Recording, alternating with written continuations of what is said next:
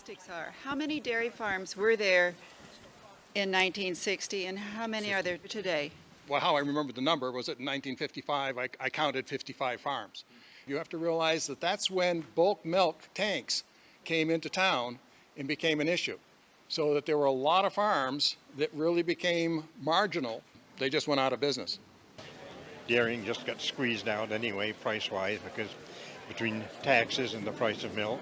And I suddenly realized that if I kept trying, I was going to lose everything. So the time to get out while there's something to lose.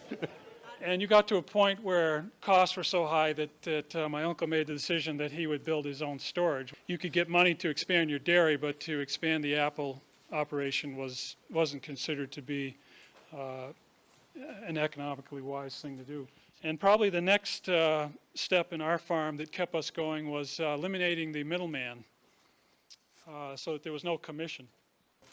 For us, all these factors, the building of a storage, direct sales, played a big role in our being able to make enough money so that we would continue on. I really question whether the next generation, my children, will continue on if they see there's an easier way to make money. I think the demand for locally grown is, the localvore movement has really, even without CISA, I think what CISA did was bring a slogan and a campaign to a movement in consciousness that was already there. But I think there was a great desire on the part of the public to support local farms and buy local produce and local food. So we sell most of our vegetables retail, the vast majority of them through the farmers market here in Ashfield. And I think also maybe people in 1950 would be surprised that right now we have 14 full-time vendors at the farmers market here in Ashfield every Saturday morning with a range of everything from produce and fruit and maple syrup and honey and beef and pork and cheese and bread, and you can really do all of your grocery shopping at the farmers market, and it's a pretty amazing testament to small-scale agriculture here in Ashfield. When it was Bread and Circus in Hadley, they were supportive of local farms and bought available produce in the summertime. And then for a year or two, when they went corporate and became Whole Foods, they were just buying everything through the warehouse in Boston. And but lately, I think it's so politically incorrect not to buy locally grown that they've gone back to buying a lot of locally grown produce. So we sell some stuff to them each summer.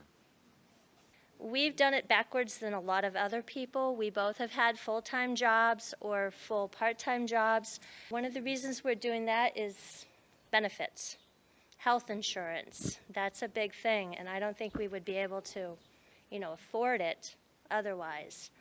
We want to retire to the farm, but we're gradually building and slowly, making our farm reviable.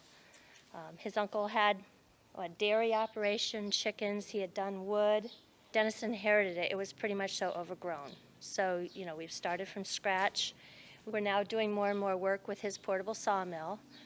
And we've gone through a forest viability program, which has enabled us to look more at our woodlands and manage it more properly. Most of the dairies seem to be going under around here, so we said, hey, let's get some cows. Seems like the obvious thing to do. I think part of the reason we decided to do that, we knew we could never ship a drop of milk and possibly have it work out. But we could also see, like Joel said, that there was a real interest in local food, and people can't eat just vegetables. And thankfully, we still have some dairies in town who are shipping milk, but if you want to drink some of that milk, you go buy a block of Cabot cheese, and maybe there's a little bit in there, It seemed that there was a model that was parallel to what we were doing with vegetables that could also work for dairy. I just really want to thank those farmers. What happened in Ashfield is the same thing that's happened everywhere and is happening everywhere. It really makes you respect what food is, what farmers do, and their love for the land, their love for their animals, no matter how ornery they are. Mostly good memories, but few bad ones. Agriculture is always a tragic comedy, yeah.